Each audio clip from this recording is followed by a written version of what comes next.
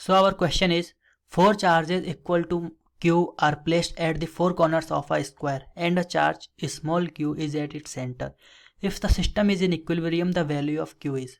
So we assume a square of side A. This is a square of side A. ठीक है, इसकी side अपन ने assume कर ली A side है, इसकी A साइड का स्क्वायर है जिसके चार कॉर्नर्स पे क्या है, चार्जेस हैं Q Q Q और Q. स्क्वायर क्या है, ए बी सी डी. ये A, this is B, this is C and this is D. सो देखो ये जो क्यू सी पॉइंट मान लेते हैं, यहाँ पे देखो फोर्स लगेगा, ये यहाँ पे सेंटर पे एक और चार्ज है स्मॉल क्यू. तो अपने को बोला है कि ये सिस्टम जो है इक्विलिब्रियम में रहे, इसके लिए क्यू का वैल्यू क्या होगा. तो देखो कोई भी एक पॉइंट अज्यूम कर लो, कोई भी एक कॉर्नर में, ये सी कॉर्नर सी वाला पॉइंट है, इसको अज्यूम कर लेता हूँ अगर. तो यहाँ पे देखो फोर्स एक तो डी की वजह से लगेगा.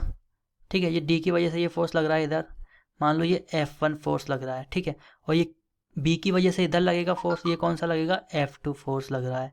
ठीक है, और एक ये ए पॉइंट की वजह से फोर्स लगेगा. ठीक है, अब ये मान लो ये लग रहा है F3 फोर्स. ठीक, अब देखो इक्विलिब्रियम में रहेगा तो इसका मतलब एक फोर्स अंदर की तरफ भी लगेगा. मान लो ये क्यू चार्ज है, इसकी वजह से ये फोर्स इधर लग रहा है, ये लग रहा है F4 फोर्स. ठीक है, अब देखो तो अगर इक्विलिब्रियम की कंडीशन की बात करते तो F4 जो फोर्स है इसके इक्वल कौन सा होना चाहिए, इधर जो फोर्स लग रहा है, एक तो कौन सा फोर्स लग रहा है ये F3, और इसके अलावा कौन सा फोर्स लग रहा है इधर F1 और F2 का रिजल्टेंट. ठीक है, F1 और F2 का रिजल्टेंट भी इधर ही लगेगा. ठीक है, रिजल्टेंट भी F1 और F2 का इधर ही लगेगा.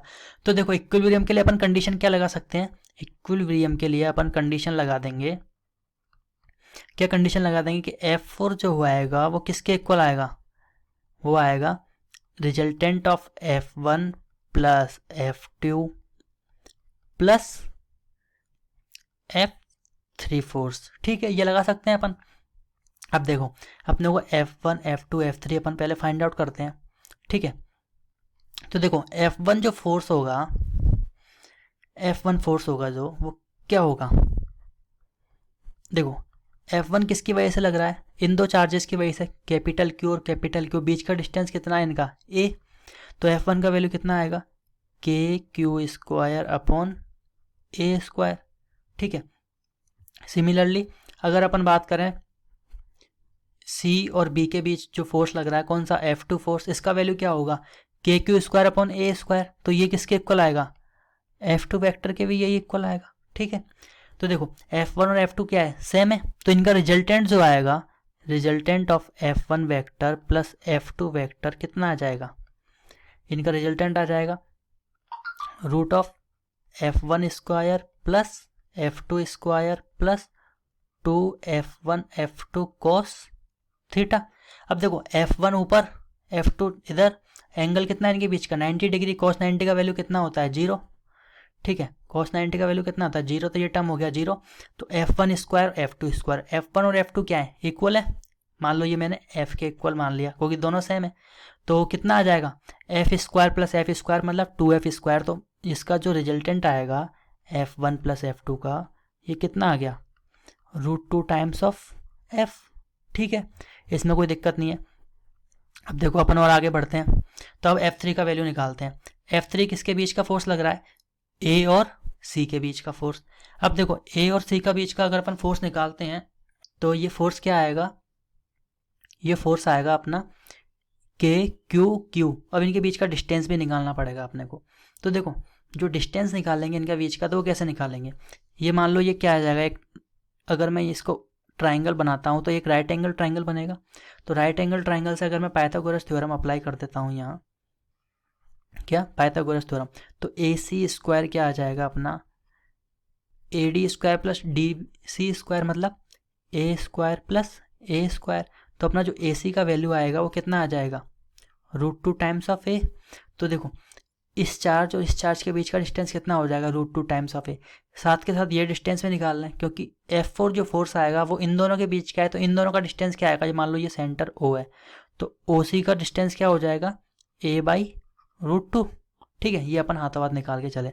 अब अपन F3 और F4 का वैल्यू निकाल लेते हैं. ठीक, तो देखो F3 क्या आएगा, जो अपना F3 आएगा वो क्या आ जाएगा, K Q square upon √2 times of A का होल स्क्वायर, मतलब के Q square upon 2a square. और F4 क्या आएगा, F4 आएगा के small Q capital Q upon distance कितना इनके बीच का, ये रहा a/√2, तो a/√2 का होल स्क्वायर, मतलब 2k small Q capital Q upon ए स्क्वायर। देखो अब अपन ने F1 निकाल लिया, F2 निकाल लिया, F3 निकाल लिया और F4 निकाल लिया, ठीक है। तो देखो F1 F2 का अपने पास रिजल्टेंट भी है, तो अब इक्विलिब्रियम की कंडीशन में पुट करते हैं सारा वैल्यूज। तो फॉर इक्विलिब्रियम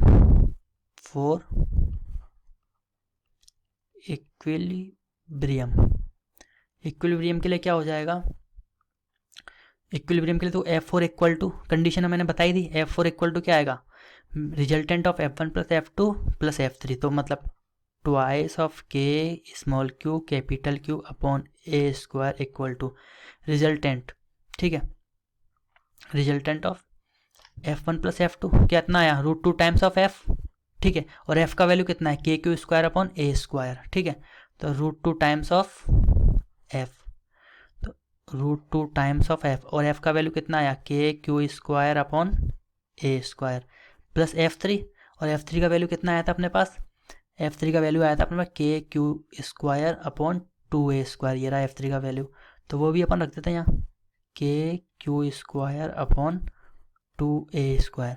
अब बस अपने को इसको सॉल्व करना है और स्मॉल क्यू का वैल्यू निकालना है। तो देखो इसको सॉल्व करते हैं, तो इसको सॉल्व करने के लिए देखो के तो कैंसिल आउट हो रहा है, के इधर भी है और यहाँ से कॉमन लेके कैंसिल आउट हो जाएगा, ए क्यू भी कैंसिल आउट हो जाएगा, ठीक है, और यहाँ से ए स्क्वायर भी कैंसिल आउट हो जाएगा, तो क्या बचा 2q equal to √2 times of capital q plus capital q by 2, ठीक है।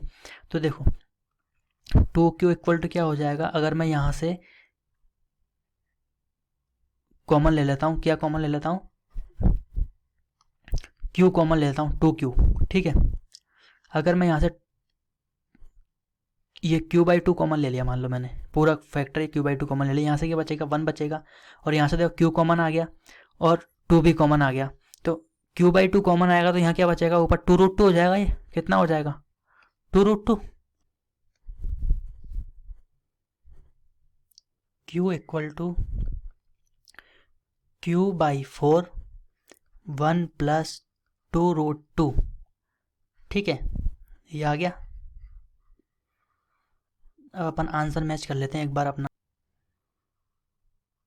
तो देखो q/4 1 प्लस 2√2 ऑप्शन सेकंड